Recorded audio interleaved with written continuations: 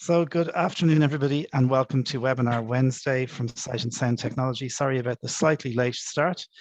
Uh, we had a couple of technical issues, but we're delighted to be here for our March session, and absolutely delighted today to be joined by Raina Haig, who actually contacted us and was talking about digital currency and cryptocurrency and all these terms that really I know nothing about either. So I'm going to learn with everybody else today.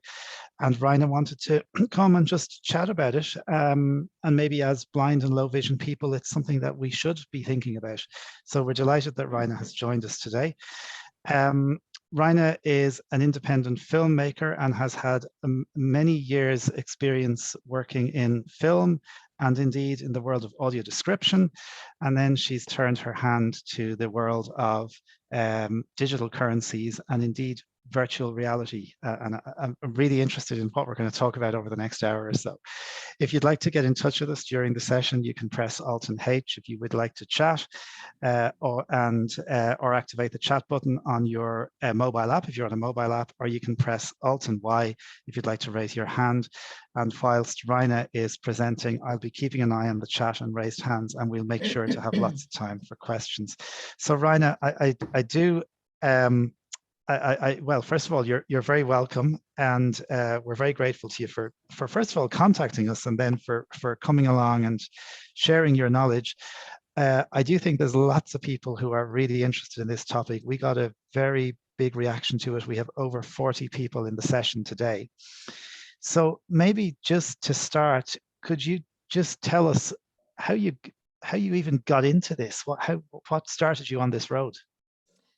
Yeah, thanks, Stuart. And may I just say that, of course, there may be people in the session who, who know a lot already.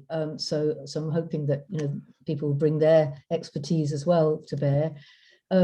So what got me started was about just over 5 years ago. I as you said, I had been a filmmaker and I've always worked as a creative, but I then turned my hand a bit to rental property and business, and I knew nothing really about money and business side of things very much. So it was a learning curve for me. And in the course of being in business, you have to keep a weather eye out for in order to forecast your moves and what's going on with property, etc., etc. You have to keep an eye out to what the kind of forces are, what things are where things are heading in terms of the economy or geopolitics, or the sort of influences that. So in the course of that, I had heard of Bitcoin, but I quite quickly realized that quite a few economists were sort of indicating that there were turbulent times ahead, and financially, and talked about the system we're currently in, talked about something called fiat money, which I'd never knew any of these terms before. It's been quite a learning curve. And I basically realized that I needed to learn, and part of that learning meant that I came across the fact there seemed to be this new system, slowly but surely, but not slowly, actually very fast, a lot of innovation around this thing called digital currencies. Bitcoin was discussed a lot, and but there was a lot more to it than that. And so I really pitched in, and then first of all, just as a hobbyist, began to dip my toe in the water to sort of really try and understand what might be happening and what it was all about and how to do it. I then actually, just cut forward, I began investing, and I now have I started investing through my business, because businesses do that. They financialize, they get investments if they've got anything to save, and I decided to do it in the kind of crypto world, and now I actually do it as part of my business, and in the course of that, I've become aware. I've been quite a while now, but I've become aware that I was on through Clubhouse, which I joined last year, quite a few blind, visually impaired people on Clubhouse, but just very few in all the crypto spaces. I think I've come across maybe 2, 3 in my entire years of being involved in this. Been very lonely, and I just felt this is something There are, accessibility issues, etc. It is something that we could be being left out of or leaving ourselves out of, and that it's really worth spending some time just, in a forum like this, being able to think about it, ask questions, and see, because it's a huge sort of series of events, significant for all of us, and potentially with opportunities and risks for all of us. Okay, and it's probably also important, because I know you were very keen to mention this when we were chatting about this event, when we were planning it, that you're here today to share your personal experience. You're not giving advice, you're not recommending, and Sight and Sound are not giving advice, I hasten to add, around any investments. So just so that people are very clear in terms of what we can do in a session like this today. Absolutely. I'd just like to reiterate that and just say, I am, like anybody else, just somebody who came, and I'm speaking from my personal experience. It is absolutely nothing I say will be legal, financial, tax advice of any kind, or advice of any kind. It's, I hope it will become clear. It is an area where people have to do their own research, but I can give some pointers, but even the pointers that I give should be checked out, and people absolutely make sure that they understand what they are doing, if they take any steps in that direction, in the direction of investing. But I think one can actually just get a lot even from, and one of the most valuable things is simply thinking about it and learning about what might be happening. Okay. And is happening. So maybe just on the whole topic of research and just kind of going out and finding out what's available, and for people who just might want to, as you did, get started with this, and to start to explore what's available and how you get into that whole space, I suppose. How did you start, and what did you find? Well, so I'm visually impaired. I've got, I'm legally blind. I've got 1.5 or 2% sight, and despite my accent, I'm through and through Scot, and I don't like to. I decided very early, and I wasn't going to pay for any tuition or training or anything like that, which is on offer everywhere, because it's likely not to be accessible, etc., etc. So I thought, right, I'm going to follow my own nose. And so I have done pretty much all my learning through YouTube there, and just refining the questions or the searches that I would put in according to where, my next questions led me. So YouTube has been a major source, and there is a lot of information, lectures, even books, all sorts of things on YouTube. And then Clubhouse, not till last year, but I joined after a long, years of, I was very much on my own. But I joined Clubhouse, and then there are a lot of rooms. There are a lot of rooms on Clubhouse where crypto is being discussed at every level. And so if people wanted to join or were already a member of Clubhouse, I would actually really recommend that, because you can just go and hang out in the audience, and you don't have to raise your hand, you don't have to speak. But if you have a question, there are some places which no question is considered stupid or too basic. And one of those is called Crypto CE. CE stands for continuing education, and they take a lot of care to not push anything. Somebody comes and says something which might not be entirely accurate, or which is encouraging people down a direction, somebody else will pop up and say, well, actually there's another side to that. So it's a very good considered kind of forum on Clubhouse, but there are many forums on Clubhouse. And so just sitting and listening a lot is where I started.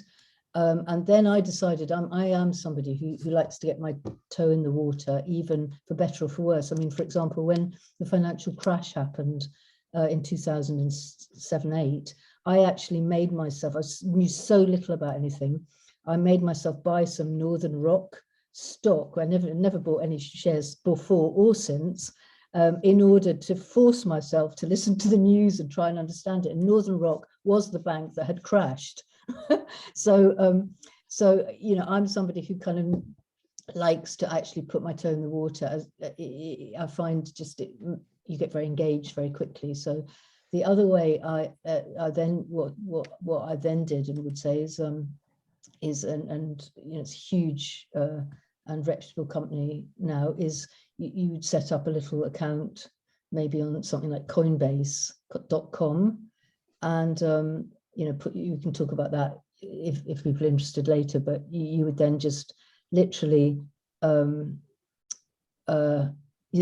can actually they've got something called Learn and Earn, whereby you don't actually have to put any money up front. You can basically take quizzes they offer a number of cryptocurrency projects, and you basically, you know, they take you through a little video.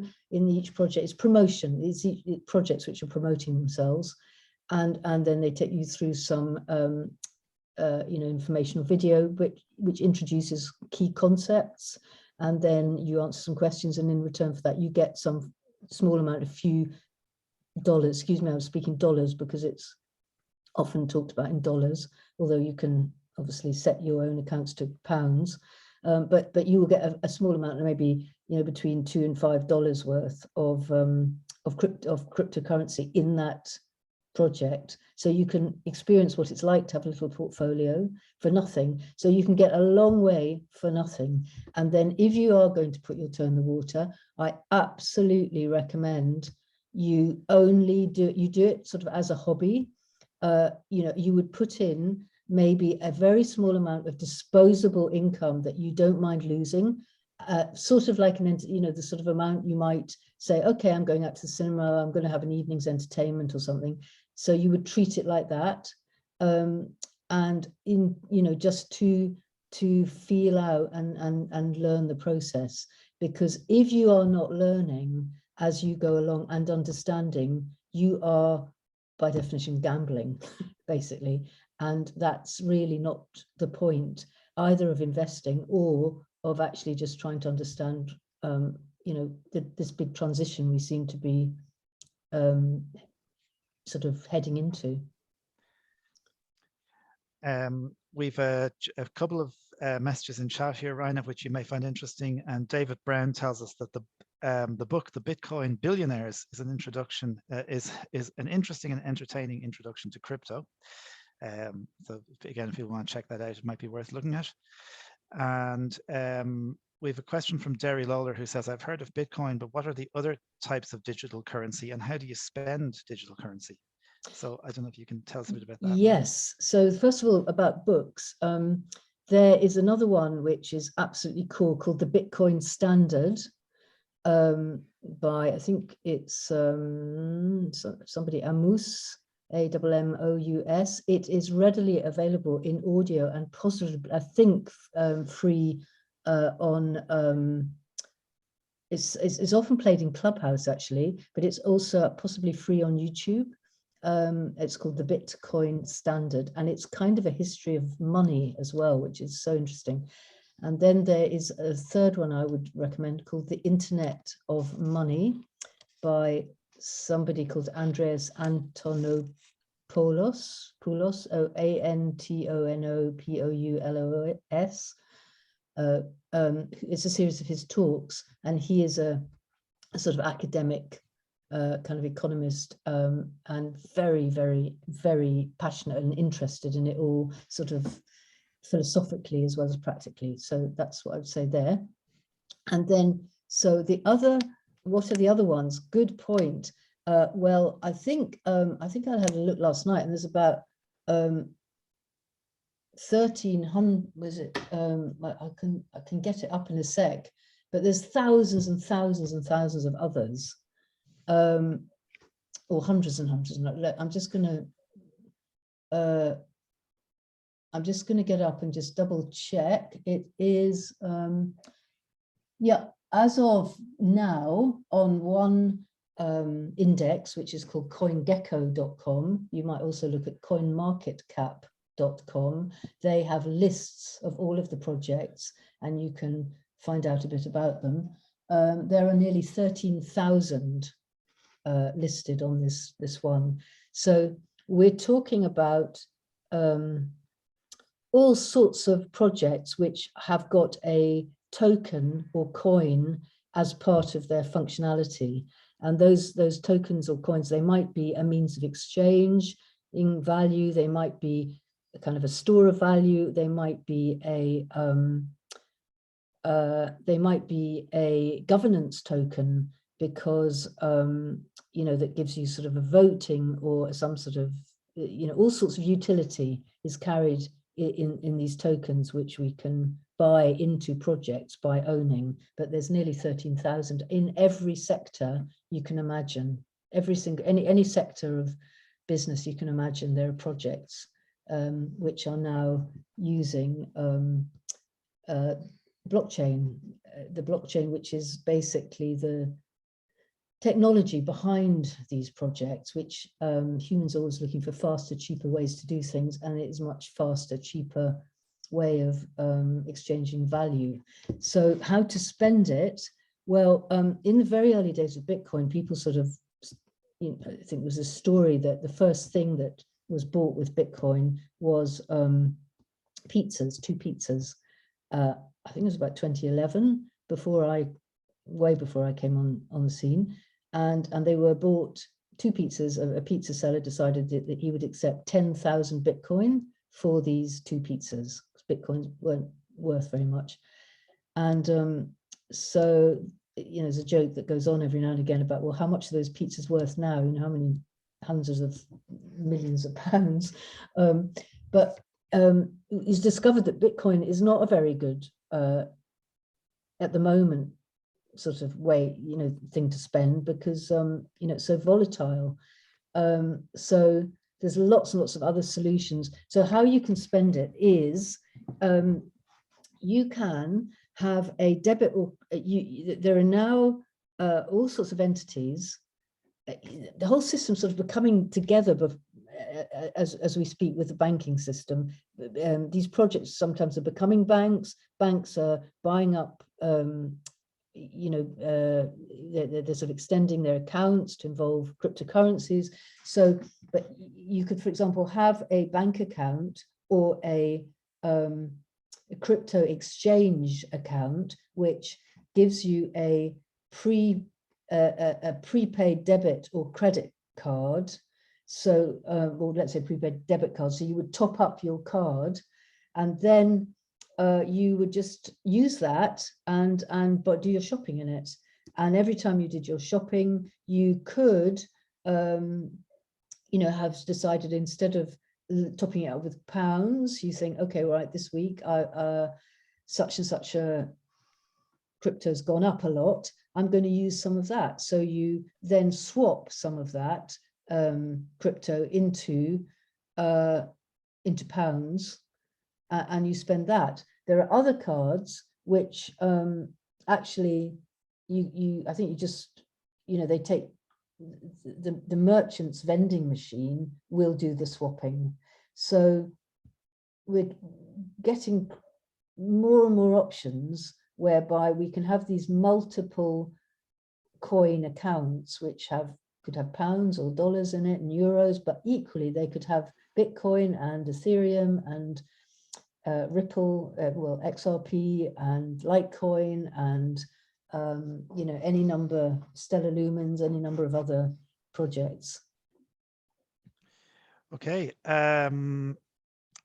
Sorry, Raina, I was watching the raised hands as well. We have a couple of, we have 1 or 2 raised hands. So if you want to raise your hand, if you have a question for Raina, if you'd like to discuss this fascinating whole area of digital currency. We haven't really started talking about virtual worlds yet, so we'll get on to that. So I have a raised hand from Steve Plowman. So Steve, I'm going to invite you to speak if you'd like to unmute your microphone and we'd love to hear your question. Order Zoom webinar. Can you hear me? Hi, Steve. We have you. Yeah. Yeah. Can you hear me? Yeah. Okay. Cool. Hi, Raina. Hi there. Fascinating topic, and I'm so pleased that you made contact with Sight and Sound. I followed a very similar pattern to you, actually. Got involved with a bit of rental property. Got onto Clubhouse, found it fascinating, especially on the rental property side of things. I'm staggered how many people want to sell me training. So I was a bit wary of that, and then drifted over to the Bitcoin side of things. And I've got a sighted friend who's very well into it, big time, as it happens. So he was trying to guide me as well. And I opened an account with Coinbase, and started to sort of keep a daily check on the Bitcoin, with a view of putting some money in, as you quite rightly say, enough, not too much, just something I'm prepared to.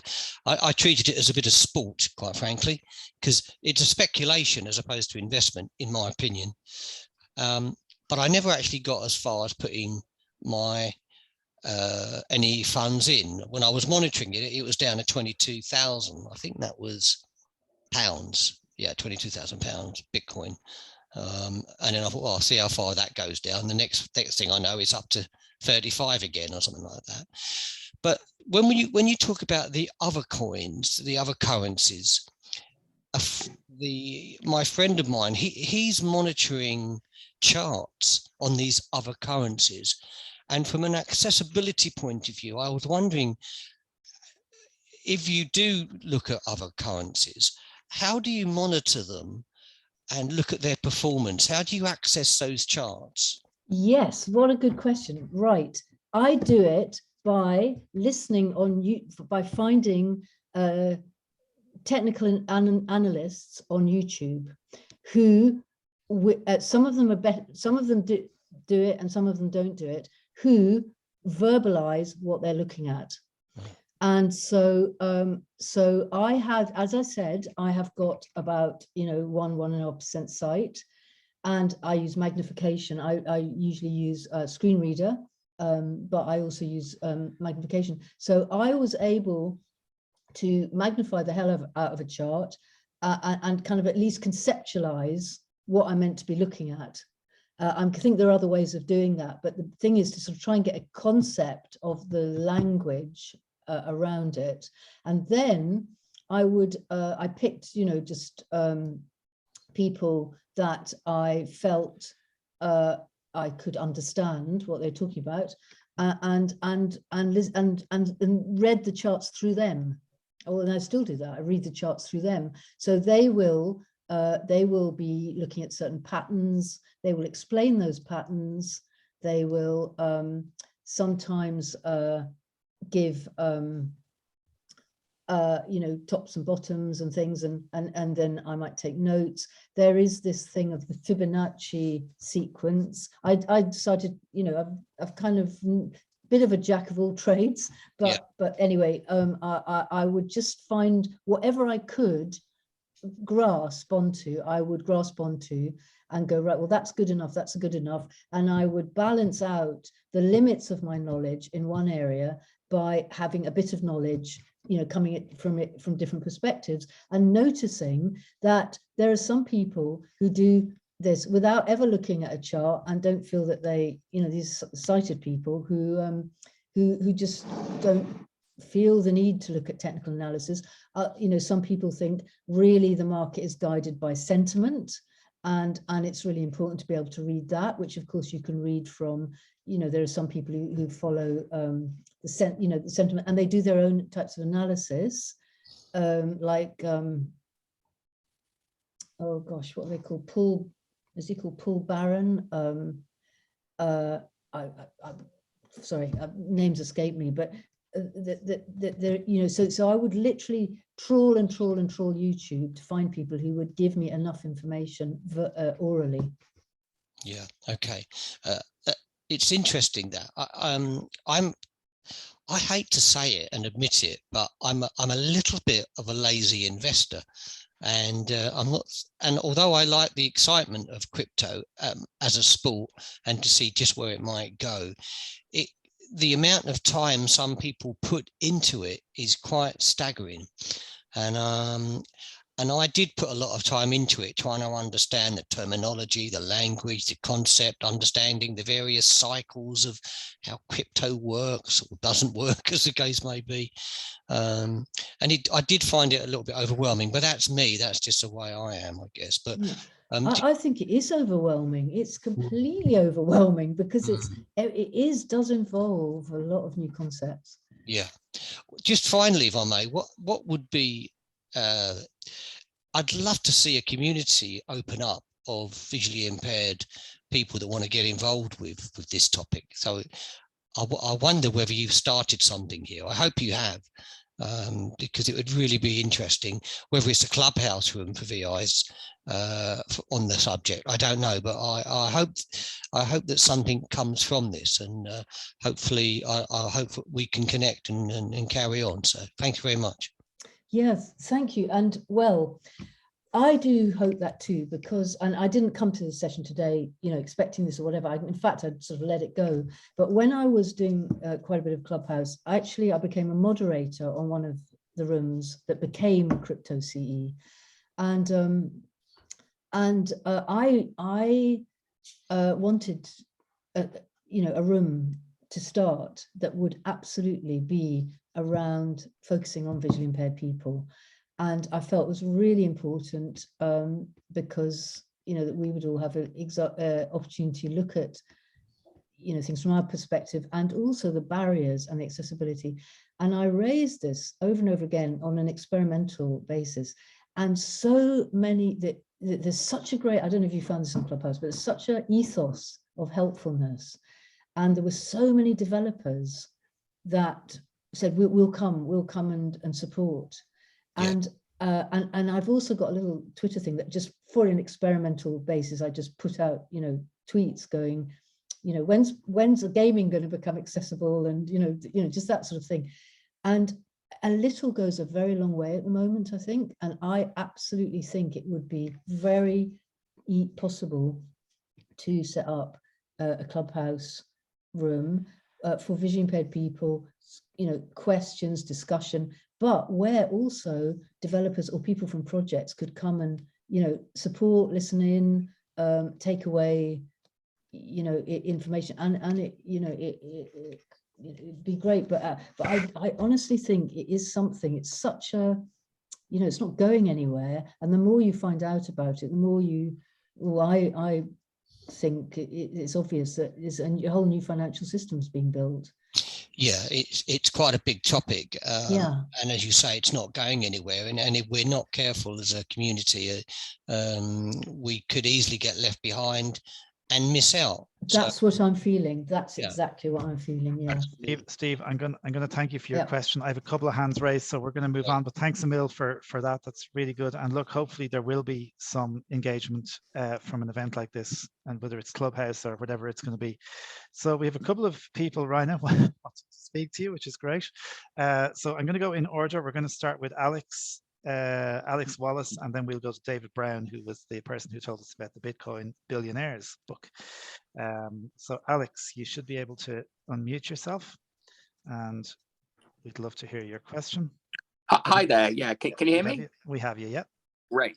So my question is, I've obviously I've looked a little bit into crypto and what have you, and haven't got as far as investing yet. But I'm interested in if I should go down that route. One thing I was a little bit concerned about is the mechanics of storing it, because obviously you need a wallet to store your coins in that you obtain, and I know that online exchanges are sort of quite popular for doing that, but I'm rather wary of doing that because given that I've heard about some rather notorious hacks of exchanges and people losing all their coins or being scammed and what have you, and I'd much rather if I can store them in an offline wallet. But in all the research I've done, which a little bit, I've not found a screen reader accessible offline wallet to store them. So I wondered if you happen to know of any that would be accessible. Yeah, Alex, God, you've raised it's the nub of the issue, really. When you say offline, do you mean what gets called a hard wallet, as opposed, with a proper air gap, and or do you mean just like what often gets called as a soft wallet, a self-custody soft wallet, which is a kind of user interface into the blockchain? Oh well, I guess I'm open to either. But I mean, I suppose I was envisaging a software-based one at least initially. But I mean, I'm open to either. I mean, whatever's accessible. I just don't really like the idea of having my coin sat in an exchange. I'll give a little lowdown, right? So you're absolutely right, and there's lots of concerns. And the thing to know about an exchange for everyone else is it's like a bank. Once you put your money into the hands of a third party, such as an exchange or a bank, it is not your legal property anymore. And you have a claim on it, but it is not yours while it's there. And things can happen, for example, with banks, like we're seeing at the moment, where one country can say, we're freezing all your accounts to another bank, and suddenly people can't get their money out. So, the Mt. Gox exchange went down a couple of years ago. Yep. And they've, it's taken years, but I think they've just recovered, some of those funds. But exactly. So absolutely, you're putting it at risk. So people, advise that the best thing is to use exchanges to onboard funds, to maybe buy and trade and sell. Sorry, every now and again, I've got a screen reader bursting into my ear. 36. Sorry, just a second. I'm sorry, everybody. Right. So the thing is about these cryptocurrencies is the whole point of them is that they represent the ability to do peer-to-peer transactions. You and I could transact something without any third party being involved, just using the blockchain. To register our transaction, and that is, the sort of real revolutionary thing about it all.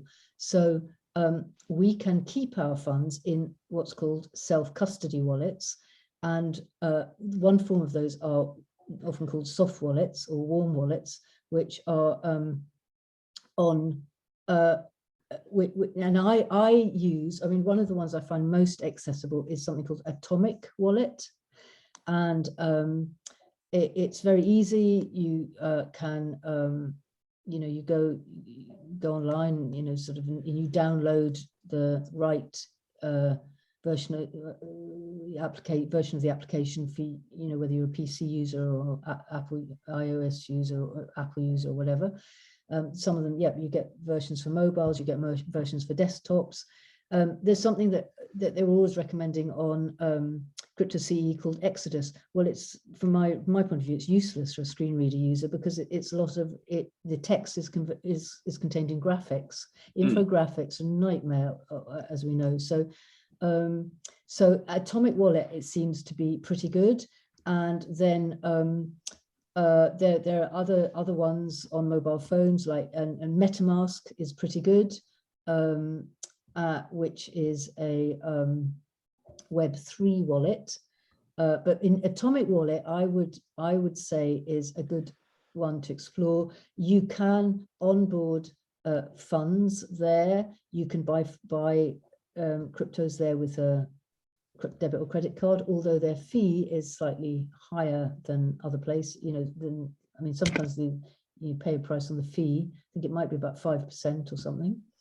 You can, there's got an internal exchange, so you can swap from one project to the other, with inside the wallet.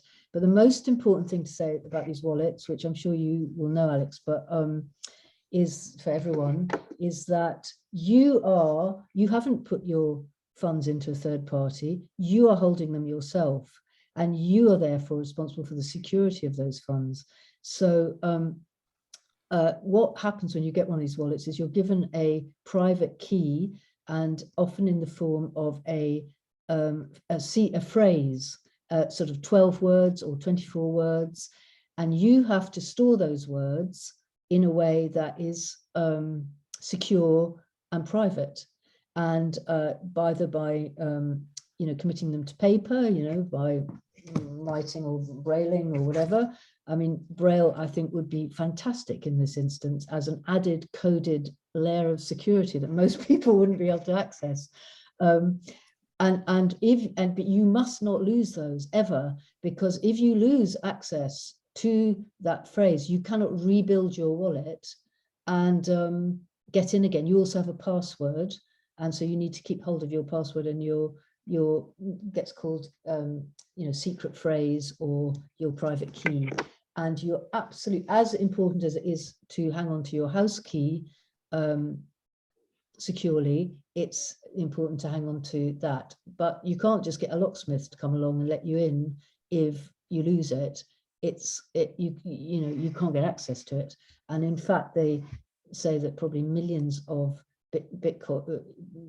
bitcoins and billions of value have been lost by people losing these keys. So, for example, what I do is I do a balance, because in that sense, being visually impaired, there are trust issues. I actually have a trusted assistant who also keeps my keys. So, you might want to, like with any good security, you might want to double it up, but keep it offline, keep it, with an assistant. But it is a serious issue. With a hard wallet, cold wallet, which is where the key never sees the internet, I haven't found an accessible, it's usually a little hard device, and it's usually got a little display and it pops up a sort of, you put your code in, it's sort of complicated way of putting a code in, but it's not accessible. So it really is an issue. No, that's great. I hadn't actually heard of either of those projects you mentioned, so I'm going to have a little look into those. But I need to I've stopped looking at crypto a little while ago, but this has sort of revived my my interest, because as I say, I was reluctant to install them in the exchange, which is my main. Yeah. I mean, I think if I get into it, I think my main thing is what I'd quite like to do is sort of use it to sort of to try and sort of get into investing and sort of maybe build, basically earn a bit, a little bit of pin money from it. You know what I mean? That's, I'm not going to become a billionaire. I know that full well, but it'd be nice to earn a little bit of pin money. That's kind of my hope from it. Also, to say the exchanges are changing all the time. For example, in the UK, a lot of them want to be FCA registered, and so they're going through all sorts of security audits and etc. And I actually use something which is actually based in Switzerland called Nexo, because it's boasts or claims military grade security, all sorts of stuff. Now, and it's very easy. Again, I find it an easy platform to use. Would you prefer that over something like Coinbase? Because I looked at Coinbase, and I don't know, I wasn't overly keen on it when I looked at it. I did find a few interesting issues, and I created my account and everything. So yeah, Coinbase. I mean, there's Coinbase, which is it's a very sort of basic way in, but there's also Coinbase, and again, its fees are a little bit higher than other places. But then Coinbase Pro, which is linked to Coinbase, slightly lower fees and slightly more, options. You can place orders as opposed to just, buying it there and then. But I'd also like to point out another problem which I have found is that a lot of these sites, they'll have security like two-factor authentication, and they will also have blooming reCAPTCHA, bloody, excuse my language, pictures. And so where you have to slide a jigsaw piece or puzzle piece, or you have to identify 3 sets of traffic lights or boats, or what I'm speaking about. And I did a big campaign on Nexo, and they actually put a button on theirs called vision impaired, and I thought, good Lord, they've actually listened. And it was wonderful, and it clearly and easily read out a 6-digit code, which you just had to easily enter. and it did the job. And in the last week or two, they've taken it off again. I presume some engineers updated it and didn't know what that was for or something. It's infuriating. So that is, there are issues. There really are issues of access, and that's one of the reasons that I think some sort of clubhouse or some other forum would be such a good idea, because they do listen. And I use Twitter now to raise the issues, and I copy in the project. And of course, they're all looking for, good reputation, and they're all got in development, and they will listen. So there's a wallet called XUMM wallet, which is around projects on the XRP ledger. And I pointed out that, one or two things there, and they changed them. So that's why I'm encouraged to think it really is worth, as it were, highlighting the issue, getting involved, because the changes will be made. Okay, great. Alex, Thanks thanks for your question. Thank Alex. you. I'm going to move on. We do have plenty of raised hands, which is great, and it sounds like Raina, this is an extremely popular topic. So we have David Brown, and David, you should be able to unmute yourself. Hello, can you hear me? We have you, yeah. Hi there, great. Well, listen, thank you very much indeed. It's a brilliant webinar this afternoon. My greatest regret, I had the opportunity in 2012 to buy 100 Bitcoins at about $120 each. Yeah. I'd done a little bit of research into it, never really bothered with it, didn't think about it, put it at the back of my mind.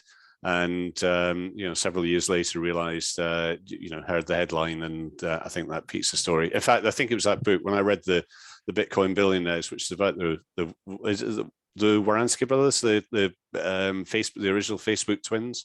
When they got paid out of their Facebook, they got into Bitcoin.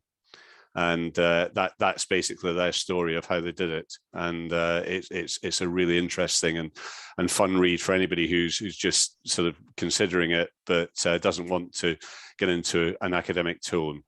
So that's why I sort of listed it there. But I beg your pardon, that's my phone was plugged in there.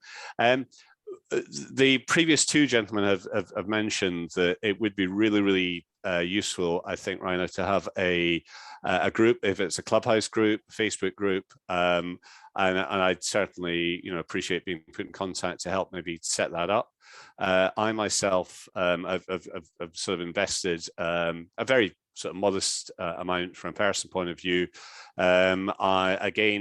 Somebody mentioned earlier, I'm probably a bit of a lazy investor. I will, I've got various tweet feeds going on, and I keep sort of a bit of a side eye on it, although I do want to get into it a lot more, but it has been the accessibility issues that have stopped me from getting far more interested, because you have taken it to heart, and you've searched a lot of YouTube, and I can't imagine how many YouTube channels you've had to go through. Even the act of switching YouTube channels and going through that. Sorry, I'm a voiceover user. That can be wearing in itself. Just because it can be quite clunky to do that. So, changing channels, getting jumped around the screen because it's not absolutely brilliant with voiceover, that can be a pain. Now, I am on Coinbase for my exchange. I do have a backup wallet. I actually use BitPay, which I've found reasonable. I've only got Bitcoin stored in there, but I believe you can store other currencies on it. I haven't explored that at the moment. One of the advantages of the BitPay is that I believe it does have a debit card, although I think that's only available in the United States at the moment, where you can top up your debit card with Bitcoin or Ethereum or other crypto currency, and then if you feel, as you said earlier, it's high enough, spend a little bit of it, spend a bit of the bonus. But Coinbase, I have tried to contact them about their accessibility, and I've tried it on Twitter. I've tried it, and exactly as you say, I can't get through the help stream to verify myself on Coinbase. So I had an issue where I sent some digital currency to my son, but didn't realize that he had to be 18 to open up a Coinbase account to accept it. So that's so at the moment that's stuck out there in cyberspace somewhere, and I can't even contact them because again, you've got to put together these web capture devices. So I was just wondering if there was a way that we could sort of get our minds together and really sort of start to put some pressure on them. You've obviously had success with the platform that you're using. Yes, well, I mean, the only thing I can think of is by, having something like either Clubhouse or Twitter Spaces or some kind of, forum or something that highlights the issues and where, one could invite a representative from the projects and point out the problems. But they are certainly not short of resources. It's to do with priority because it's such, I think, fast innovating space. It's highly software based, and so there are upgrades happened, and as we all know, with upgrades, you can have a solution one iteration, and then the next iteration comes along and it doesn't work anymore. Absolutely. Well, I'd certainly love to sort of get in touch offline and look at helping to put that together, because I think it's something that in the future, we cannot avoid, no matter what any government says or threats. I think digital currency is definitely here to stay because it is actually useful. And I think that's one of the key things. I was amazed to sort of really understand, because there was a lot of philosophical thoughts about, what is digital currency? Is it only valuable because we put a certain amount of value in it, as we put value in gold, et cetera, et cetera. But what a lot of people don't know is a lot of these currencies actually have a task to perform. And it could be from anything such as helping to create sort of LLC finance documents for shipping and automate all of that process. So they actually do have a value. And effectively what you're doing is you're buying into the into that task that particular currency is or that coin is offering. So you're effectively buying a share of that, and the more useful and the more people that use it, the more valuable that coin will become. Okay, David, thanks for your contribution. That's I think there's definitely a lot of people wanting something. Chris Turner has just put in chat as well that something on Clubhouse would be great. And Chris, I saw you had your hand raised and then you lowered it, so I don't know if you wanted to come in, but you can if you wish. I'm going to go to Carol Tinsley, who has her hand raised. So Carol, you should be able to unmute yourself.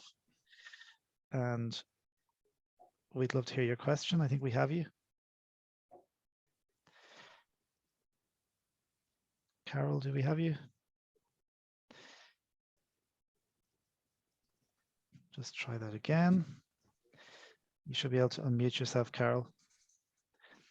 You should have a little unmute button. Okay, we'll try Joseph Oken, Ben Joseph Oken. Hi, can you hear me? Yes, we can. Hi. Sorry, it took me a while to find the unmute button. That's okay. Are there any screen readers that don't work with this sort of currency? Well, my knowledge of screen readers is fairly limited. I have to say, by the way, that I'm very rapidly out of my depth when it gets to sort of serious technical, sort of compatibilities and things. But as far as I can make out, if something is text-based, it's actually the applications that we want to look at, because if you get text-based labeling, text-based information, then that's what a screen reader is looking for. And you might get screen readers with more or fewer functions, but basically it will pick up what's there if it's text in text. The problem is that these are applications which you're interacting with, which have buttons and that you have to click, or if it's on a mobile, touch, you're selecting this, selecting that, and often those buttons they've got an icon on them, and the developers have completely ignored labeling them for visually impaired people, and you get all sorts of weird. I'm sure we're all aware of this on other apps we use. They've got all these weird labels that are actually, dev notes as opposed to for anybody else. So I think it's really the applications that need to put the right, labeling and text forward for us to use. I'm the other way around. You see, I have tried a lot of screen readers, and I'm just managing to do the basics with them. The recent one being JSay. I volunteer with a company called Disabilities 5, or a charity, I should say.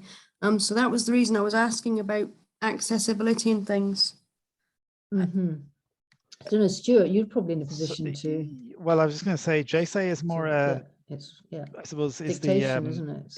it's the opposite to a screen reader. It's a plug-in. It's kind of a bridge between JAWS and Dragon. So I presume that's what you're using, Carol. It will be as of next week. Yes. Yeah. That's a lot to master. So hats off. It'll have all three: JAWS, JSay, Dragon, naturally speaking. So we'd be interested to hear how you get on with that, with your with your currency stuff as well, digital currency stuff as well. I'm very, very new to the currency. I haven't even heard of it until today. I thought, yeah. So I've just been listening in and trying to pick up on bits and pieces. Okay. Well, Carol, thanks for your question. I'm going to move on because there are some more hands raised and chats as well. Okay. Thanks a million. Okay. If you want to raise your hand, Alton Y. We've a couple of more minutes left. It's about 5 minutes to 3. So let's go to Ben Joseph Ogan. And Ben, you should be able to unmute yourself, I hope. I think we have you. Hello, Ben.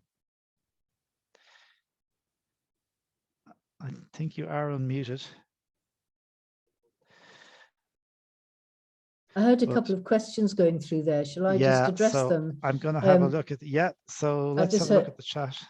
I just heard a couple. One about a list of books that have been mentioned. Could they be emailed? So I don't know about that. But certainly, if you just Google, you would get some good leads.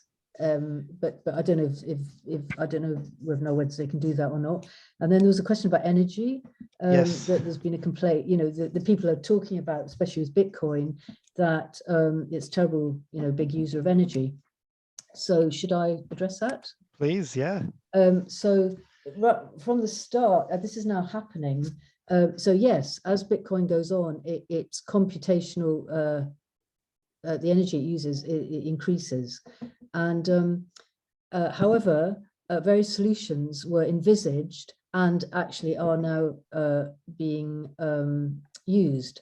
So, for example, in countries that have volcanoes, like El Salvador, they have set up huge Bitcoin mining sort of base, and they are taking all the energy, is free energy from the volcano. They're in fact envisaging and putting out bonds to raise I think it's something like $1 billion or something for a Bitcoin city, which is all going to be powered by, everything's going to be powered by the volcano.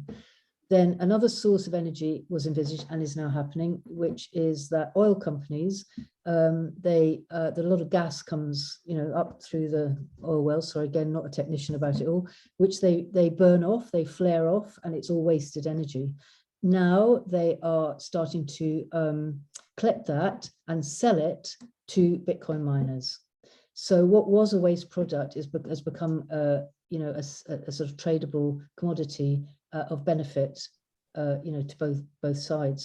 So there are very rapidly the mining will be done by sustainable sources. I think what's really come out of today's session for me, Raina, is there's a lot of people want to get involved in this, and a lot of people want to create this community that I think when you contacted us, you were hoping could happen. So I suppose it's a matter of trying to work out, where that might go from there. I see some people, I see Steve is putting his details in chat there if anyone wants to keep in touch by email, and because there's definitely Steve and David, obviously yourself, Raina. There's a few people on this session today who are particularly interested in this area. Could we just ask you maybe for a couple of minutes before we finish to talk about the virtual worlds, which is kind of not too dissimilar from what we've been talking about, but maybe a little more. Just very briefly, basically, we're going to be hearing an awful lot about it, and it's sort of the next iteration of the internet, which is envisaged, and it gets called the Metaverse and Web3. Fundamentally, in engineering terms, it's still the same stuff. It's computers, it's software, it's networks, but it's new, technologies, new sort of pieces of software. So the idea is that you're going to feel that you're kind of in the world of the computer, as opposed to kind of looking into it, or on the outside listening into it.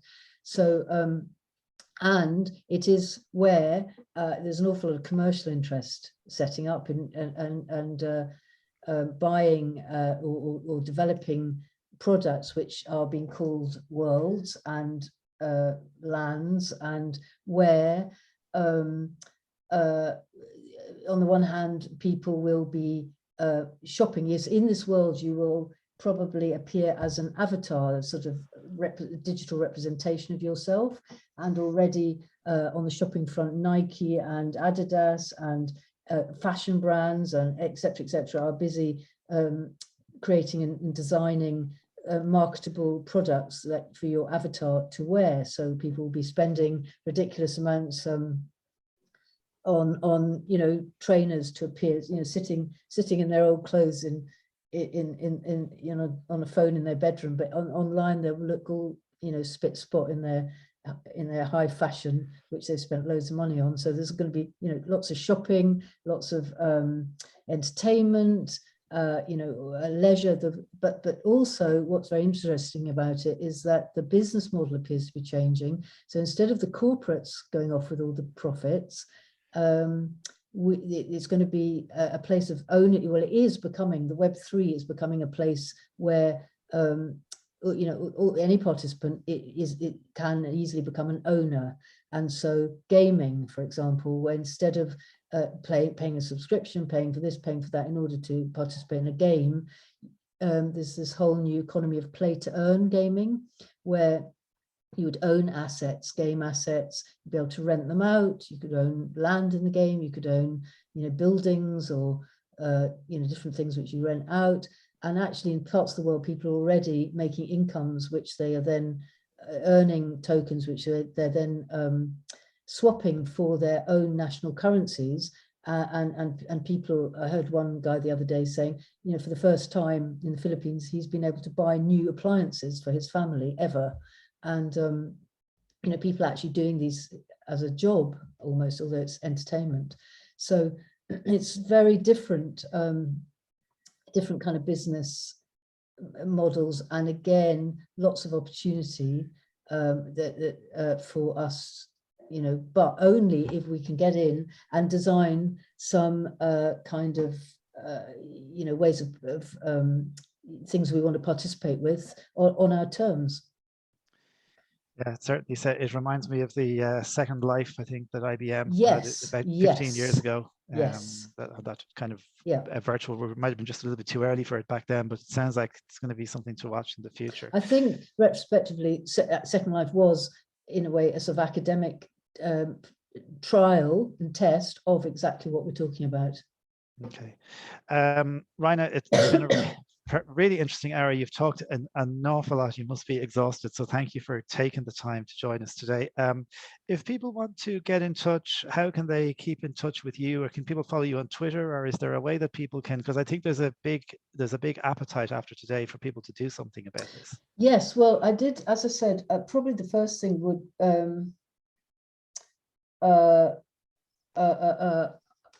yes, because I will go back to Clubhouse and say, look, let's see if we could set up a room and do something, because I honestly think it's so needed. And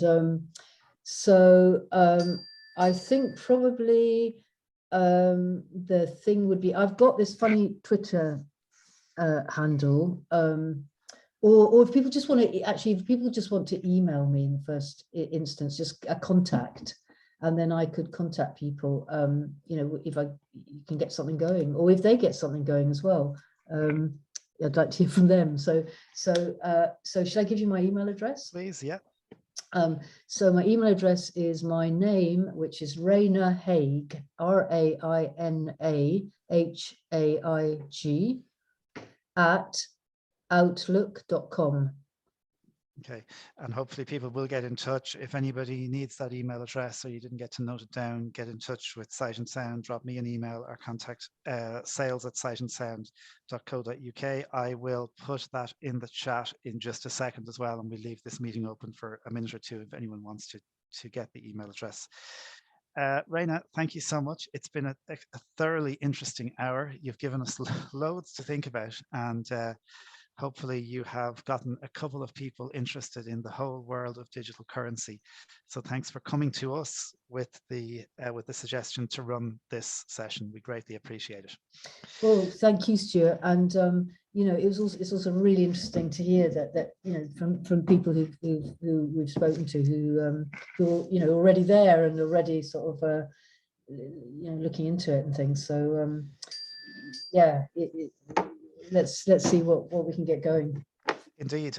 Thank you very much, Raina. That's it from Webinar Wednesday for this month. We're back on the 6th of April. That's the next session. And our social hub, our sister webinar session that we run with our colleagues from Seascape in Fife, that's back on the 24th of March. It's a Thursday, and we're going to be looking at Chromebooks.